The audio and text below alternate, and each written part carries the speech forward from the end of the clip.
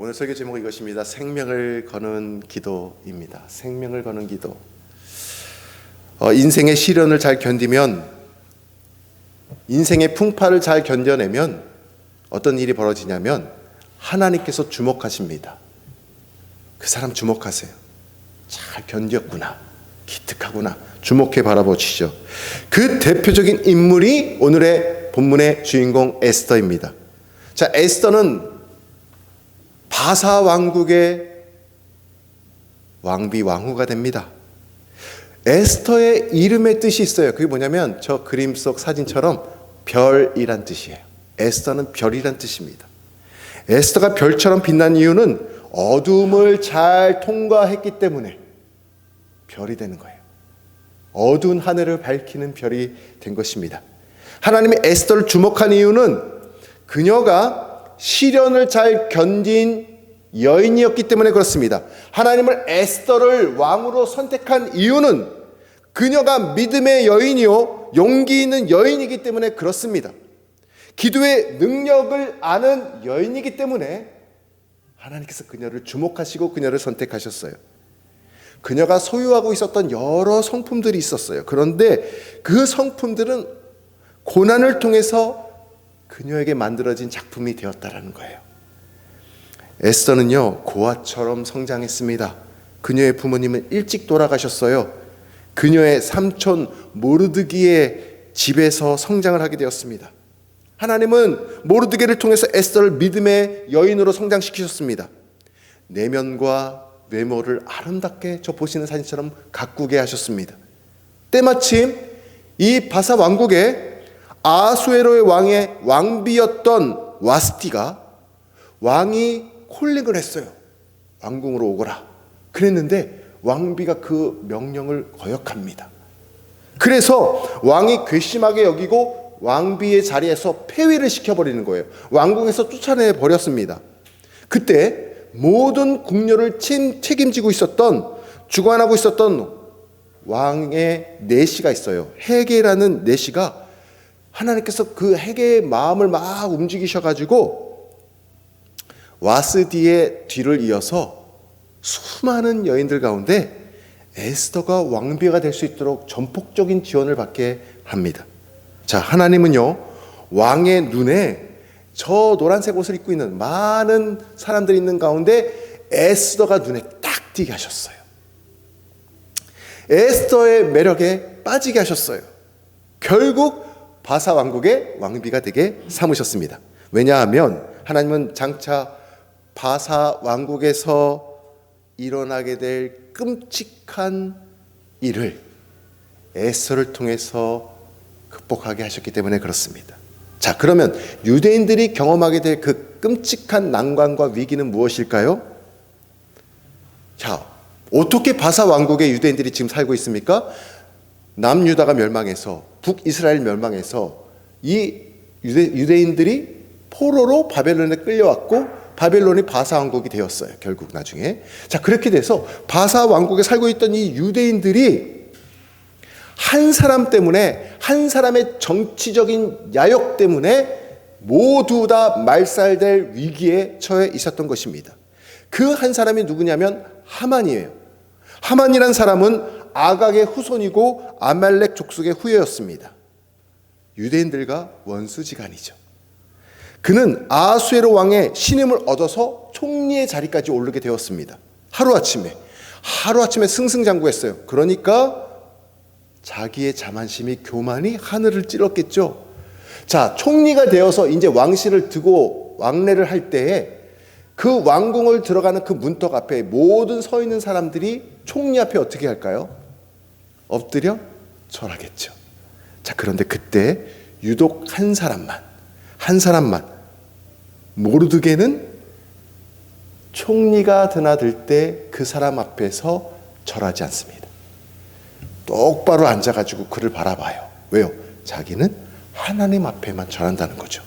하나님을 믿는 유대 백성으로서 사람 앞에 절할 수 없다는 것을 이야기하고 있는 거예요. 그것을 불쾌하게 여겼던 하만이 사람을 시켜가지고 저 사람이 뭔데 이렇게 목이 꼿꼿하냐, 뒷조사를 해봐라 했더니 어느 족속 사람이에요? 유대민족인 거예요. 노예 신분인 거예요. 괘씸하게 여겼어. 저 모르드기만 죽일 뿐만 아니라 저 유대민족 전체를 말살하여야겠다라는 계획을, 음모를 꾸미기 시작합니다. 그래서 에스더서 3장 6절, 우리가 읽진 않았지만 앞에 장이거든요. 한번 같이 읽어보겠습니다. 그들이 모르드게의 민족을 하만에게 알림으로 하만이 모르드게만 죽이는 것이 부족하다고 생각하고 아수르의 온 나라에 있는 유다인 곧 모르드게의 민족을 다 멸하고자 하더라.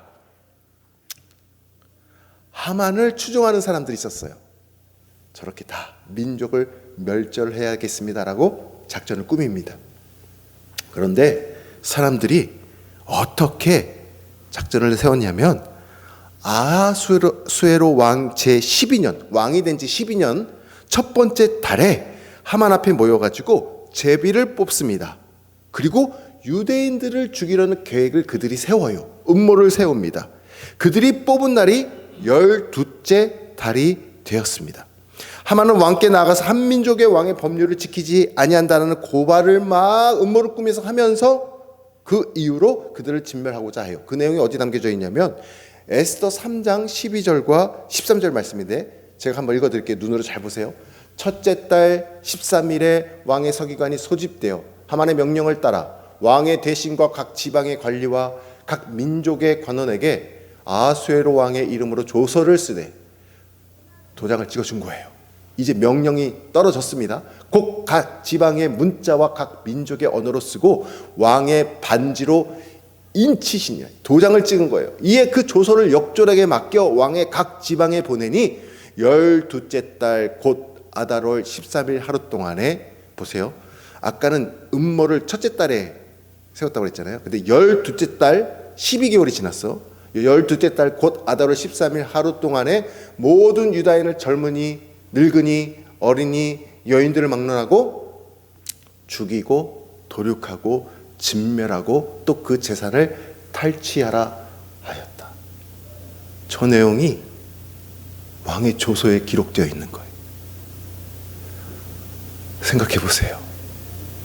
한 민족 전체를 말살하는 것을 왕이 명령했다. 이 소식이 일파만파 퍼지겠죠. 근데 이미 하만이 이런 음모를 꾸민다라는 것도 소식이 흘러가고 있었어요. 잘 보세요. 하만과 그와 함께한 사람들은 정말 악했습니다. 바사 왕국에 있는 유대인들을 당장 죽이는 것이 아니었어요. 그들이 음모를 언제부터 꾸몄어요?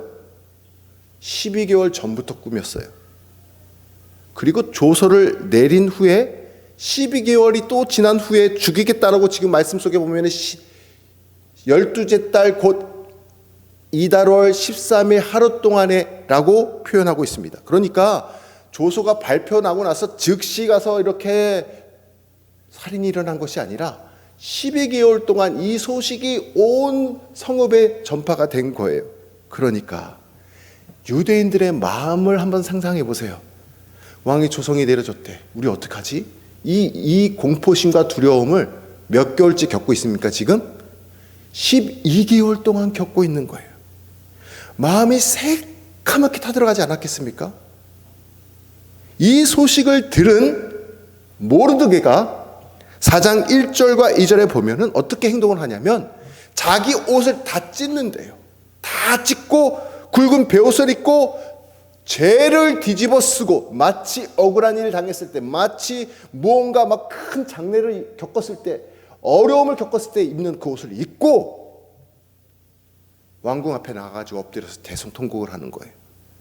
그리고 그 모습을 본 국민들도 다 함께 똑같이 행동합니다. 똑같이 옷을 입고 똑같이 죄를 뿌리면서 대성통곡을 하기 시작합니다.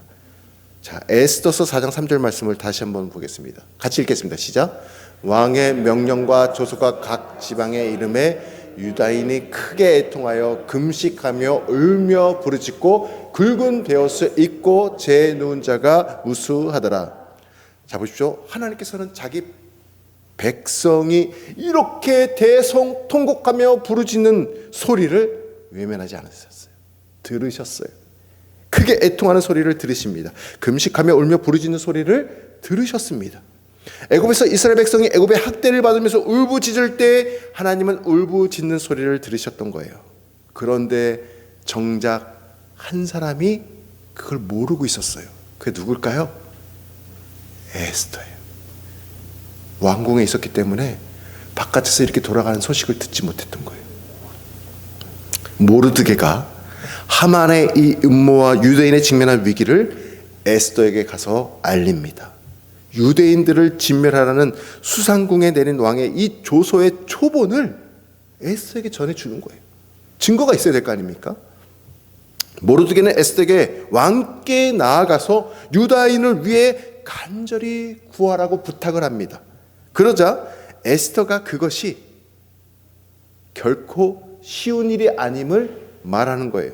왜냐하면 바사 왕국의 규례는 뭐야? 보시는 저 사진처럼 왕비라 할지라도 왕이 부르지 않으면 왕 앞에 나갈 수가 있었을까요? 없었을까요? 부르지 않으면 나갈 수가 없었던 거예요. 부르면 나가야 되는 거예요. 불렀는데 안 왔기 때문에 와스티 왕비가 폐위가 된 거였거든요. 그런데 부르지 않고 안뜰에 들어가서 왕에게 나아가면 죽임을 당하는 것이 바사 왕국의 법이었습니다. 오직 사는 길은 무엇이었냐면 왕이 왕께 부르지도 않았을 때 나왔던 그 왕비가 이 금규, 왕의 손에 들고 있었던 금규를 내밀어 주면 은혜를 입는 거예요. 문제는 에스더가 왕비였지만 왕의 부름을 받지 못한 지가 벌써, 이 얘기를 잘 들으십시오, 부름을 받지 못한 지가 30일이나 됐다라는 거예요. 왕이 자기를 30일, 한 달 동안 찾지 않았다는 것입니다. 에스더가 왕비였지만 왕께 나가서 유다 민족을 구하기 위해 탄원하는 것은 어찌 보면 자기의 생명을 내건 행동이었어요. 그때까지 에스더는 자신이 유다인임을 알리지 않았습니다. 왕도 모르고 있었어요. 에스더의 말을 들은 모르드게가 아주 놀라운 말로 답신을 합니다. 그게 무엇이냐면 오늘 우리가 읽었던 12절, 13절, 14절 내용이에요. 다시 한번 읽어봐야겠죠? 같이 다 함께 12절, 13절, 14절 읽겠습니다. 시작. 그가 에스더의 말을 모르드게에게 전하매 모르드게가 그를 시켜 화답하되 왕궁에 있으니 모든 유다인 중에 홀로 목숨을 건지라 생각하지 마라. 이때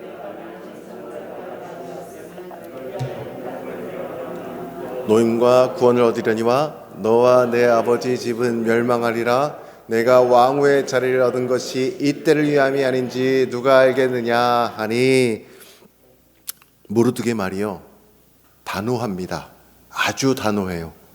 그 메시지는 세 가지를 압축하고 있는데, 첫 번째는 뭐냐면 왕궁에 있다고 왕비 혼자 목숨 건질 생각하지 마십시오. 첫 마디가 이거예요. 두 번째는 뭐냐면 이때에 당신이 잠잠하면 유다인은 다른 손길을 통해서 노임과 부원을 받지만 당신과 당신의 아버지의 집은 멸망하게 될 것입니다. 단호하게 얘기합니다. 와, 진짜 모르드게 믿음이 어마어마하죠. 세 번째는 뭐예요? 내가 왕후의 자리를 얻은 것이 이때를 위함인지 누가 알겠습니까? 라는 거예요. 이때를 위해서 당신이 왕비가 된 것입니다. 통찰력이 있어요. 성견 지명이 있다는 거예요. 아, 이런 것이 리더의 모습이구나 깨닫게 됩니다. 모르드게는 유다인이 직면한 위기가 얼마나 심각한지를 지금 왕비에게 알려주고 있습니다. 그는 믿음의 사람이었습니다. 그는 하나님의 구원의 손길을 신뢰했습니다. 하지만 그는 하나님의 사람을 통해서 일하시는 걸 알았기 때문에 에스더에게 부탁하고 있는 거예요. 많은 것을 제가 본문을 묵상하면서 깨닫게 됩니다. 저를 돌아보게 되는 거예요. 나에게 과연 이런 통찰력이 있을까? 이런 영적인 단호함이 있는가? 타협하지 않고 깨닫게 됩니다. 그리고 정말 절대절명의 위기 순간에는 막연하게만 기다리지 말고 이렇게 나아갈 수 있는 용기가 있는가? 저를 돌아보게 되었습니다. 여러분은 어떠십니까? 모르드게는 에스더에게 축복의 사명이라고 말해주고 있습니다. 만약에 당신이 이것을 거절하면 누군가 이 축복을 받게 될 것이다 라고 이야기하고 있습니다. 모르드게는 하나님의 사람들은 축복을 사명으로 여겨야 됩니다 라고 말하고 있죠. 축복을 자기 자신을 위한 이기적인 것으로 사용해서는 안 된다고 말합니다. 축복을 하나님의 뜻을 이루는 은총의 도구로 사용해야 된다고 권면하고 있습니다. 에스더는요, 이 모르드게의 권면을 듣고 깨닫습니다. 그리고 하나님의 음성으로 받아들입니다. 이렇게 회답을 해요. 15절 16절 말씀입니다. 우리 같이 읽겠습니다. 15절 16절. 에스더가 모르드게에게 회답하여 이르되 당신은 가서 수산에 있는 유다인을 다 모으고 나를 위하여 금식하되 밤낮 3일을 먹지도 말고 마시지도 마소서. 나도 나의 시녀와 더불어 이렇게 금식한 후에 규례를 어기고 왕에게 나아가리니 죽으면 죽으리이다. 아멘. 에스더는 모르드게에게 세 가지 메시지를 전달해요. 자, 이번에는 화답을 하는데 에스더도 세 가지를 화답을 하네요. 말씀을 읽다 보니까. 뭐냐면 첫 번째는 수산에 있는 유다인들을 다 모아주십시오. 그리고 합심해서 나를 위해서 밤낮 3일을 금식하며 기도해 달라고 요청합니다. 이런 기도의 요청이 필요한 것이구나. 두 번째는 뭐예요? 에스더 자신뿐만 아니라 시녀들도 함께 금식을 할 것인데 어떤 금식이냐면 절대 금식입니다. 이런 금식 들어보셨어요? 절대 금식이에요. 음식을 끊는 것까지는 우리도 합니다. 그러나 물을 끊는 것은 어렵습니다. 그런데 마시는 모든 것도 다 끊어버리는 것, 이걸 절대 금식이라고 하는 거예요. 진짜 생명을 내건 기도를 에스더가 시녀들과 함께 지금 드리고 있는 것을 보게 됩니다. 세 번째, 금식한 후에 죽을 각오를 하고 생명을 내건 기도를 했잖아요. 그 생명을 내걸고 하나님 앞에 나의 생명을 담보로 맡기고 죽으면 죽으리라 하고 나아갑니다. 이것이 세 가지예요. 정말 말씀을 묵상하면 할수록 에스더의 이 용기에 감탄할 수밖에 없어요. 에스더는 정말 용기 있는 여인입니다. 위기를 돌파하는 일에 직접 참여했던 여인입니다. 하나님은 이런 용기 있는 여인들을 통해 구원의 역사를 이루어 가신다는 거예요. 많은 사람들이 난간을 돌파하기를 원합니다. 하지만 직접 참여하지는 않습니다. 누군가 도와주기를 바라요. 가만히 기다립니다. 그렇기에 위기를, 고난을 돌파하지 못한 채 살아갑니다. 많은 사람들 위기를 만나면 누군가 나타나서 나를 도와주겠지, 막연하게 기다리다가 때를 놓치게 되는 거예요. 그러나 에스더는요, 달랐습니다. 에스더는 용맹스럽게 이 고난을 돌파하는 일에 자기가 직접 참여하게 되는 거예요. 에스더가 위대한 여인이 된 것은 그녀가 아름다운 미모, 아름다운 성품을 가졌기 때문이 아닙니다. 그 당시 예쁜 사람들 많이 있었겠죠. 그 당시에도. 에스더의 위대함은 그녀의 용기에 있는 거예요. 그녀의 믿음이 있는 것입니다. 그녀의 이 책임감에 있는 것입니다. 자기를 희생할 줄 아는 선택과 결단에 있는 것입니다. 에스더가 민족을 구원하기 위해 남긴 말은 오랜 기간 동안 수많은 사람들에게 큰 영적인 가문과 도전을 주었어요. 그것이 무엇입니까? 자, 에스더서 4장 16절 맨 마지막 빨간 글씨가 무엇입니까? 같이 읽어보겠습니다. 빨간 글씨 시작. 죽으면 죽으리라. 할렐루야. 죽으면 죽으리라. 에스더가 저것을 고백하며 나갈 때 마음속에 왜 두려움이 없었겠습니까? 한번 상상해 보세요. 용기란요, 두려움이 없는 것이 아닙니다. 용기란 두려움에 맞서서 두려움을 정복하는 거예요. 두려움은 있어요. 그러나 맞서는 거예요. 그리고 정복하는 거예요. 에스더가 모르드게의 연락을 받았을 때 두려워했습니다. 기억나십니까? 왕이 자신을 부르지 않은 지 30일이 됐다고 하는 것은, 그 멘트는 거기에 마음속에 두려움이 있는 거예요. 이미 걱정이 있는 거예요. 염려가 있는 거예요. 그럼에도 불구하고 하나님 앞에 생명을 내건 기도를 드리고 기도를 호소하고 죽으면 죽으리라 직접 자기가 참여하는 거예요. 그랬을 때 이 두려움을 극복하게 되는 거죠. 다니엘나 부원한 사람 말이 이런 말을 남겼습니다. 같이 한번 읽어보겠습니다. 시작. 용기란 두려움이 없는 상태가 아니라 두려움에 맞서서 행동하는 것이다. 두려움이 없는 상태가 아니라 두려움에 맞서서 행동하는 게 진짜 용기예요. 두려움은 언제나 있습니다.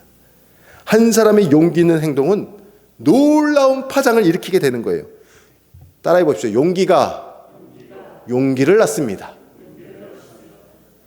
에스더의 용기 있는 결단이 그녀의 시녀들을 움직이게 했죠.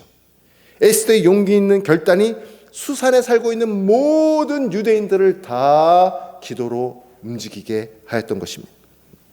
모르드게는 에스더의 말대로 수산에 있는 모든 유대인들에게 3일 동안 절대 금식을 선포하며 함께 금식 기도를 드리게 되었던 거예요. 용기 있는 한 사람의 행동이 다른 사람들을 자극시키고 똑같이 행동하게 하는 것입니다.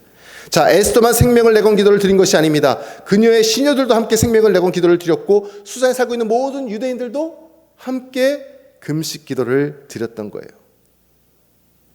에스더는 금식 기도의 능력을 알았던 여인이었습니다. 성경은 올바로 금식하며 기도할 때 어떤 능력이 나타나는지 이사야서에서 우리에게 이렇게 들려주고 있습니다. 이사야서 58장 6절 말씀을 다 같이 한번 읽어보겠습니다. 내가 기뻐하는 금식은 흉악의 결박을 풀어주며 멍에의 줄을 끌어주며 압제당하는 자를 자유하게 하며 모든 멍에를 깐 것이 아니겠느냐. 아멘. 하나님이 기뻐하는 금식 기도 이것입니다. 우리가 금식 기도를 드릴 때에 하나님은 우리를 옥죄고 있는 그 결박을, 멍에를, 흉악을 풀어주시고 자유케 하시는 줄 믿으시기를 바랍니다. 이게 금식 기도의 진짜 목적이에요. 에스더와 유다인들의 금식 기도는 하만이 만든 흉악을, 결박을 다 끊어주었습니다. 멍에의 줄을 끌어주었습니다. 압제당하는 자를 자유케 하였습니다. 이처럼 생명을 내건 기도는 놀라운 결과를 낳습니다. 에스더의 생명을 내건 이 기도가 놀라운 결실을 맺게 된 것입니다. 하나님의 에스더가 목숨을 내걸고 절대 금식을 하며 기도하는 것을 받아주셨고 생명을 담보로 기도하며 용기 있게 행동하는 것을 이렇게 반전의 드라마로, 역전의 드라마로 이루어 주셨습니다. 사랑하는 방언교회 성도 여러분, 저 여러분은 어떤 위기를 지금 맞닥뜨리고 계십니까? 그 난관이 여리고의 성과 같이 너무나 견고하고 높게 여겨지십니까? 그 어려움이 마치 홍해바다 같이 너무나 암흑과 같고 깊고 넓게 느껴지십니까? 그렇다면 이 시간에 결단하시기 바랍니다. 우리도 에스더처럼 생명을 내건 기도를 하나님 앞에 바치시기를 바랍니다. 필요하다면 금식 기도를 드리십시오. 정말 필요하다면 하루라도 절대 금식 기도를 한번 드려보시기를 권합니다. 죽으면 죽으리라 각오하며 왕에게 나아갔던 에스더처럼 생명을 내건 우리의 기도를 하나님께서 들으시고 위기를 돌파하는 용기를 얻게 하시며 놀라운 반전의 드라마를, 결과를, 결실을 맺게 하실 줄을 믿습니다. 에스더와 같이 생명을 내건 기도를 우리 모두 드려서 놀라운 결과를 보게 되시는 저희 여러분 되시기를 주님의 이름으로 축원합니다. 우리 합심해서 잠깐 기도하겠습니다. 하나님의 에스더를 주목한 이유는 그녀가 시련을 잘 견딘 여인이기 때문에 그렇습니다.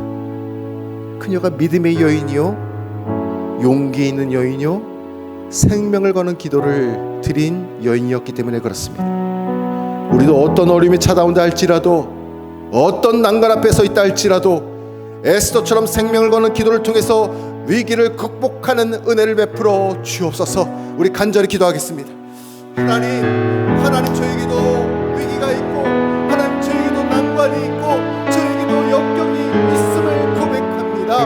하나님, 그러나 오늘 주시는 말씀을 붙잡고 이 시간 기도하오니 우리가 이 문제를 문제로만 여기지 말게 해주시고 문제보다 더 크신 하나님을 바라보게 하여 주옵소서. 우리도 에스더처럼 믿음으로 하나님 앞에 서기를 원합니다. 결단하며 용기 있게 나아가기를 원합니다. 때로는 나의 생명을 거는 기도를 하나님께 드리기를 원합니다. 단순히 금식만이 아니라 절대 금식 기도를 하나님께 드릴 줄 아는 저희가 되기를 원합니다. 그럴 때 하나님께서 들으시고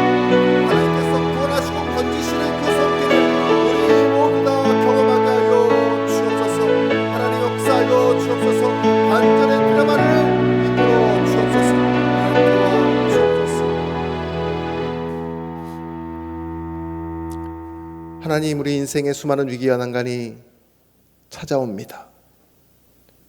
이미 찾아온 이도 있습니다. 그럴 때의 에스더처럼 두려움에 맞서는 용기 있는 자가 되기를 원합니다. 믿음을 지키며 생명을 내건 기도를 드리기를 원합니다.